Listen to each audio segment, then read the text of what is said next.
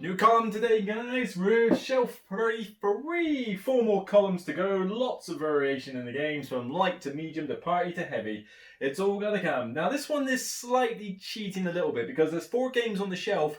I'm only going to talk about 3, at least in detail, because technically one of them I've not played. And this is Red Raven Games, Ryan Lockett shelf. So if you don't know who Ryan Lockett is, basically this guy does everything. He designs, he publishes, he does artwork. I think his missus even does music for like promotional stuff. Pretty much this guy is a one-man band. An exception to the rule, not something that I recommend people do on a regular basis. But this guy is amazing. I mean, he does really good fun games. He's also able to do some beautiful artwork. I mean, this is some of the most colourful artwork I've seen in games ever. I mean, and he's done some big favourites of mine. So yeah, love the guy. Not every single one of his games is one that is one I'm going to keep, but certainly I've managed to fill up one Kallax square with him, and I would still play the other games that he's made. I just don't. Apart from 8-Minute Empires, I think it was like one of the first ones he did, and that's like that's light years away from what these new ones are. But I can't really talk about this one, Haven, because I've yet to play it. I bought it cheap on the Brilliant Buy, I think, and because it was a Ryan Lockett game, I'd heard of it. It's a 2-player only game, so God knows when I'll ever get it to the table. I want to play it. I'd like to know in the comments if you have played this game and can recommend it to me and tell me if it's any good or not. But yeah, I'll play it when I get a chance to play it. But it's not taking up a lot of space and it fits with the rest of his games. So we shall see on that one. But, ooh, let's start with the best. Yes. Talk amongst yourselves.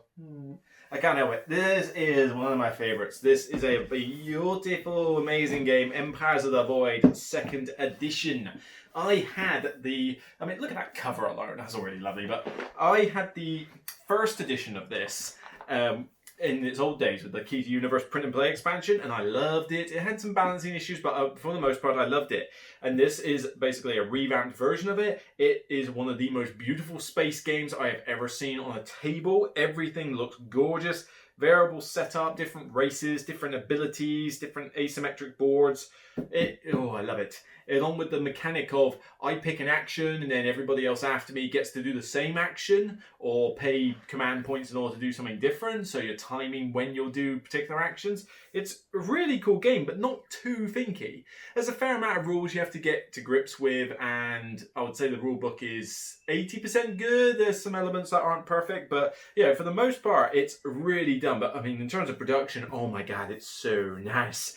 But why do I like this one so much? Well, theme-wise, it's super strong. I mean, it's not a 4X game, but it deals with an aspect of the whole space, like dealing with people and alien races that I love a lot, and that games like TI4 and all that lot don't do for me, Twilight Imperium 4, is that you have a bunch of aliens on the board, and you have a choice whether you want to ally with them or fight them. If you go to their planet and just straight up conquer them, then you'll get points and you'll get whatever resources they have, but that's it. You'll have those. It's just straight up points. But if you ally with them, then not only do you get points for allying with them, but you also get the special ability of that faction, which, and the ability to recruit their people. Now, it's harder to ally with someone than it is to just straight up go kill them, but you've got choices of how you want to play. You could go fight some factions, go ally with others. You could just ally non-stop. You could just go and kill everyone because you don't want to ally with anyone. It gives you a lot of ways,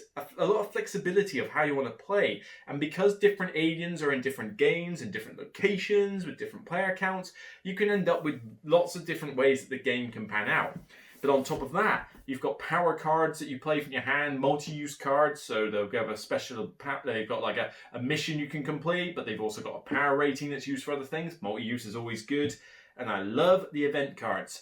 You've got about 6 or 7 of each alien faction's event. You put 1 of each in the deck of the ones you're using, so the variety is really good. But at random points during the game, those events will turn up and something cool happens, like a big monster appears on a sea planet and you can go kill it. A big satellite appears in orbit, which means everybody has to play with their hands revealed until you go blow it up. Another one might have a planet that's going to explode, and if you don't do anything about it, then, well, it will explode and kill off the planet, but you could go save it for points and influence. It tells a great thematic story. Remember what I talked about with Portal games? And Ignacy's motto, board games that tell stories? This is Ryan Lockett's board game that tells stories. I love this game. This is a 10 out of 10 for me. I adore it. You know, granted, I won't say it's for everybody, but I really do get a kick out of Empires of the Void 2. Really do. Right. This one, Ancient World. I wasn't sure what to think of this one at first, but I've actually grown to appreciate it a bit more, and, you know, I really like the second edition version of it. But, again, beautiful artwork. But this one's interesting. You have these worker placement spots that you can go to, and there's a bit of like restrictions on where you can go. But each of you is building up your kingdom for buildings that give you points and special abilities, which are always cool. But on top of that, you've got these Titan monsters of like really unusual pictures that are constantly on your doorstep trying to fight you. You're trying to kill them off or fend them off in order to collect the cards for their coloured banners, and set collection gives you points. The theme is strongish with this one, but the whole thing with banners and that is a bit more mechanical, a bit more abstracted. But the different monsters give you different rewards, and on top of that, you can recruit city guards and militia to your cause, which help you fight off the Titans. But eventually, they get too costly, and so you retire them. And when you retire them, they flip upside down, or they flip the other way around. I forget which way around it is, or tuck underneath, and it gives you bonuses to whatever unit you get next. So they pass on their experience to the new people.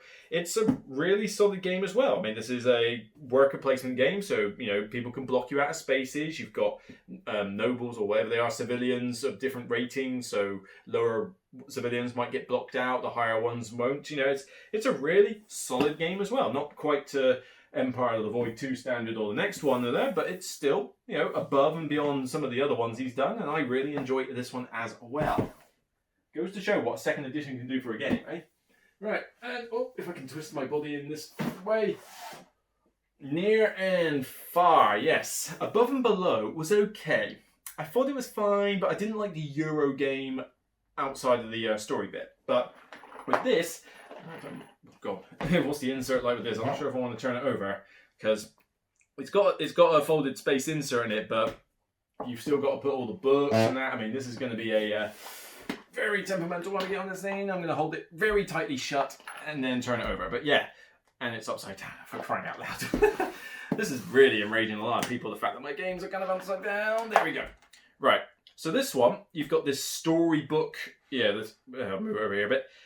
Again, it's beautiful artwork, game board, storybook that you play. It tells you it's a sequel to Above and Below.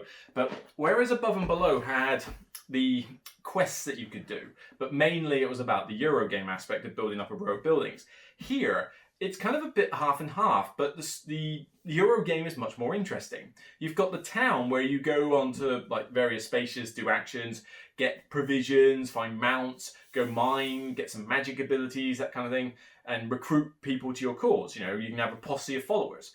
But then at various times when you think you've got enough stuff to do, you go out into the wild in this big atlas book of the quests and the landscape to go fulfill trade routes for points, or primarily to go get gold, rubies, and to fulfill quests. There's a huge paragraph of book for stories that you do. If you play the campaign mode, it fulfills a big overarching plot. If you do your character-specific campaign, which is shorter, and probably my favourite of the ways to play it, then the stories are key to your specific character. But even if you just play as a standalone game, it's still got some funky little stories. Again, you choose what you want to do, roll dice, a little bit of luck involved, but it's just a really good blend of Euro mechanics that are streamlined with an interesting little story game, just for a bit of extra theme in that. I really enjoy this one. I've played through the full campaign. I've played through the character campaign. I wouldn't mind finding out more about solo mode. I think there's a way to play it solo with some BGG stuff online. I'm not sure. But, you know, this is one I like to play. It's a cool one. It's certainly hands down better than Above and Below. If you're thinking, oh, do I get above or do I get near and far? You get this one. And as for Sleeping Gods, whoo-hoo, yes.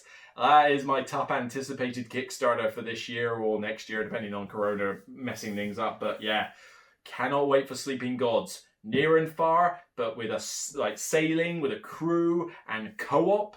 Yes, cannot wait. So yeah, that is my Ryan Lockett shelf. You know, granted, he's done more games than 4, and I've only played these 3, but these are the ones I wanted to keep. I still like Above and Below, it's fine.